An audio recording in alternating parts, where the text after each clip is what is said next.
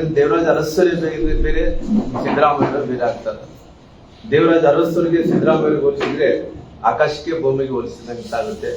ಹಂಗಾಗಿ ದೇವರಾಜ ಅರಸರಿಗೆ ಮತ್ತು ಸಿದ್ದರಾಮಯ್ಯ ಹೋಲಿಸೋದು ಅಷ್ಟರ ಮಟ್ಟಿಗೆ ಸಂತರಿಸಿ ಅಲ್ಲ ಅನ್ನೋದು ನನ್ನ ವೈಯಕ್ತಿಕವಾದಂತಹ ಅಭಿಪ್ರಾಯ ಆಗಿರೋದ್ರಿಂದ ಭಗವಂತ ಇನ್ನು ಅವಕಾಶವನ್ನು ಕೊಟ್ಟು ದೊಡ್ಡ ಹುದ್ದೆಗೆ ಹೋಗ್ಲಿ. ದೇವರಾಜ ಅರಸರು ಮಾಡಿದಂತ ಒಳ್ಳೆ ಕೆಲಸಗಳು ಇವತ್ತುಗಳು ಶಾಶ್ವತವಾಗಿ ನಿಂತಾವ, ಇವತ್ತುಗಳು ಜನರು ನೆನೆಸ್ತಾರ.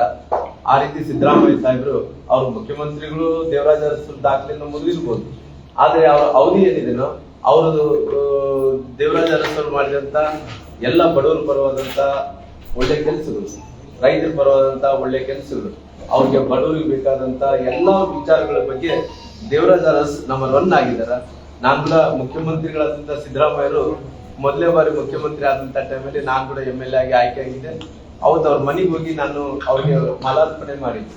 ಅವ್ರು ಒಂದೇ ಮಾತು ಹೇಳ್ತಾರೆ, ಅಣ್ಣವ್ರೆ ನೀವು ಮುಖ್ಯಮಂತ್ರಿ ಆಗಿದ್ರಿ, ನಾವು ಪಾಪ ನೀವು ಅವತ್ತಿದ್ದಂತ ಸಂದರ್ಭದಲ್ಲಿ JDS ಪಾರ್ಟಿಯಿಂದ ಹೊರಗಡೆ ಬಂದಂತ ಟೈಮಲ್ಲಿ ಅವರು JDS ಪಕ್ಷದವರು ಬಹಳಷ್ಟು ನಿಮ್ನ ತ್ರಾಸ ಕೊಟ್ಟಂತ ಟೈಮಲ್ಲಿ ಕೂಡ ಅಲ್ಲಿ ಹೊರಗನಿಂದಲೂ ಅವರು ಎಲ್ಲಿಂದ JDS ಪಾರ್ಟಿಯಿಂದ ಹೋಗಿ ಬೈ ಎಲೆಕ್ಷನ್ ನಿಂತಿರಲ್ಲ, ಬೈ ಎಲೆಕ್ಷನ್ ನಿಂತಿದ್ದು ಹೊರನ ಅವ್ರು ಶೇಷನ್ ಅವರು ಎಲೆಕ್ಷನ್ ಕಮಿಷನರ್ ಆಗಿದ್ದರು. ಶೇಷನ್ ಅವರು ಎಲೆಕ್ಷನ್ ಕಮಿಷನರ್ ಆದಂತ ಟೈಮಲ್ಲಿ ನಮ್ದು ಕುಮಾರಸ್ವಾಮಿ ಗೌರ್ಮೆಂಟ್ ಅಲ್ಲಿ ನಾನು ಜನಾರ್ದನ್ ರೆಡ್ಡಿ ಅವರು ಮುಖ್ಯಮಂತ್ರಿಗಳಾಗಿದ್ವಿ.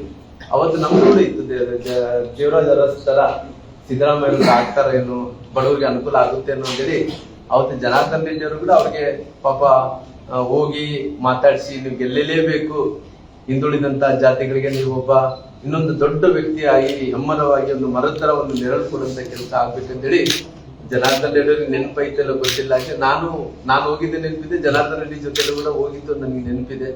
ಹಂಗಾಗಿ ಅವತ್ತು ಇವತ್ತು ನೋಡಿದಂತ ಟೈಮಲ್ಲಿ ನಾನು ದೇವರಾಜ ಅರಸರನ್ನ ಅವ್ರು ಮಾಡಿದಂತ ಒಳ್ಳೆ ಕೆಲಸನ ಮೀರಿಸ್ತಾರೆ ಅನ್ಕೊಂಡಿದ್ದೆ. ಸಿದ್ದರಾಮಯ್ಯ ಕೈಯಲ್ಲಿ ಅವ್ರು ಮಾಡಿದಂತ ಒಳ್ಳೆ ಕೆಲಸಗಳು ಮಾಡ್ಲಿಕ್ಕೆ ಮೀರ್ಸಕ್ ಆಗ್ಲಿಲ್ಲ. ದೇವರಾಜ ಅರಸರು ಆಕಾಶ, ಇವರು ಭೂಮಿ ಆಗ್ತಾರ, ಆಕಾಶಕ್ಕೆ ಭೂಮಿಗೆ ಹೋಲ್ಸಕ್ ಆಗಲ್ಲ ಅನ್ನೋಂತ ವಿಚಾರವನ್ನು ಇಟ್ಕೊಂಡು ಕೂಡ